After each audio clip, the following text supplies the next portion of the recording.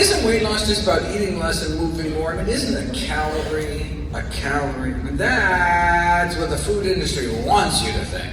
In my amping AMPK section, I talk about ways to activate an enzyme known as the fat controller.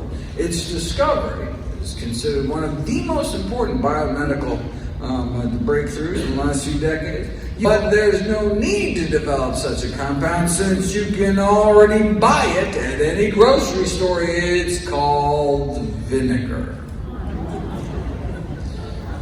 When vinegar, acetic acid, is absorbed and metabolized, we get a natural AMPK boost. Now, wait a second, enough of a boost to actually accelerate fat loss with just, the dose you get dressing a salad? I mean, vinegar has been used for centuries as a remedy for obesity, but only recently has it been put to the test. A randomized, double-blind, placebo-controlled trial on the effects of vinegar intake on the reduction of body fat in overweight men and women. The subjects were randomized to drink a daily beverage containing 1 to 2 tablespoons of apple cider vinegar a day, or a placebo-controlled group drinking a beverage developed to taste like the vinegar drink, but prepared with a different kind of acid, so they weren't actually getting any actual vinegar.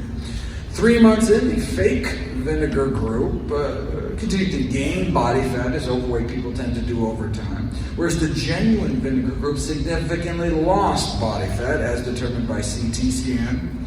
A little vinegar a day led to pounds of weight loss for just pennies a day without removing anything from their diets.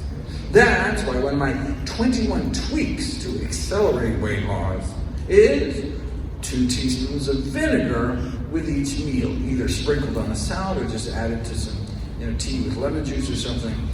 Just never drink vinegar straight because it can burn your esophagus.